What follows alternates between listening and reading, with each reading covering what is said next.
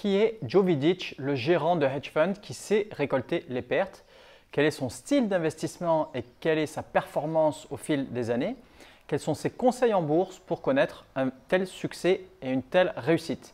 C'est ce qu'on va voir en détail dans cette vidéo. Juste avant, cliquez sur le bouton s'abonner pour rejoindre les autres traders gagnants abonnés à la chaîne YouTube Bourse Ensemble et pour pouvoir recevoir donc les prochaines vidéos.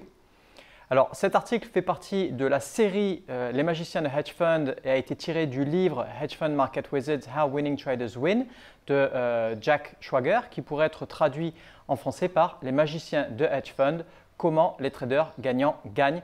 Et donc, on continue notre série sur ces magiciens de hedge fund. Alors, quel est le style d'investissement de ce hedge fund manager célèbre? Il a une combinaison d'investissement à long terme avec une approche top-down et une analyse macroéconomique, puis une analyse sectorielle et enfin au niveau société. Et à court terme, donc, en lisant avec précision le sentiment de marché sur chaque titre. Son approche repose sur de l'analyse fondamentale, de l'analyse technique et de l'analyse graphique pour déterminer les mouvements de cours. Et il opère principalement au niveau des marchés et des secteurs sur les actions. Et au niveau de sa performance, il a affiché une performance de plus 24% par an sur 10 ans avec un excellent max drawdown de seulement 8% en ayant connu les crises de 2001 et les crises de 2011 et donc un très haut ratio gain to pain de 2,4 aussi. Alors maintenant, l'histoire de Joe Vidic est la suivante. Avant d'avoir démarré son propre fonds Manalapan Oracle Capital Management, Vidic a travaillé pendant une douzaine d'années comme market maker et comme trader propriétaire pour diverses sociétés de courtage. Joe Vidic a un bac+5 dans les affaires internationales de la fac de Columbia aux États-Unis. Tous ses camarades allaient ensuite travailler pour des banques internationales, mais lui, il n'était pas intéressé par les grosses entreprises, il était intéressé par l'intensité et l'énergie des sociétés de courtage. Malheureusement, il n'était pas suffisamment commercial pour ce genre de poste. Alors un jour, il est allé voir son boss pour lui demander de commencer à trader.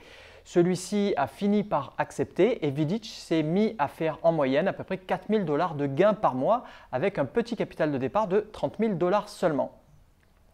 En 1999, Vidic a démarré son propre fonds, plus petit que Manalapan, mais c'était le fonds précurseur.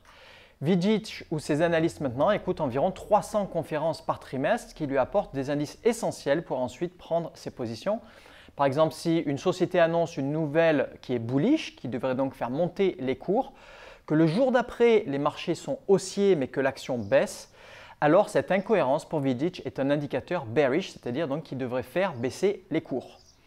Vidic a une vue long terme sur ses investissements, mais malgré ça, il est particulièrement actif sur les marchés financiers, ce qui est plutôt rare avec un tel horizon de placement. Le taux de rotation de son fonds est en gros de 20 fois, dont 15 fois du côté short, c'est-à-dire sur les baisses, c'est-à-dire à la baisse donc. Son exposition nette varie beaucoup et oscille entre 80% haussier et 37% baissier.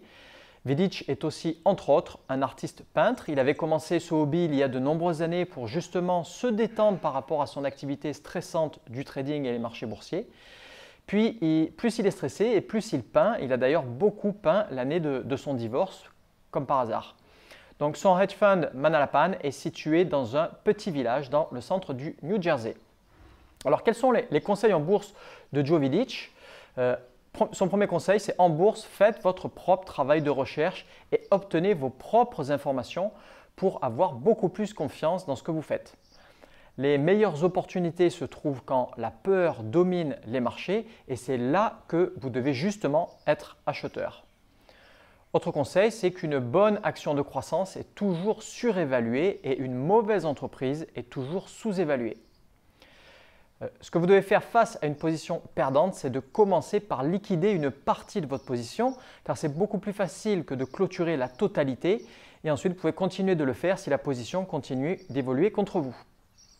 Autre conseil, limitez la taille de chacune de vos positions pour que la peur ne devienne pas la raison principale qui vous guide dans votre jugement pour continuer à détenir votre position ou non. La flexibilité est la caractéristique clé des traders qui sortent vraiment du lot. Ne prenez pas vos décisions de trading par rapport au niveau où vous avez acheté ou vendu une action. Le marché s'en fiche complètement de savoir où vous êtes entré et où vous êtes sorti. Si vous voulez contrôler vos pertes, il y aura des moments où vous sortirez juste avant que le marché n'aille enfin dans votre direction. Malheureusement, vous devez l'accepter car c'est une conséquence inévitable d'une gestion du risque efficace et contrôlée.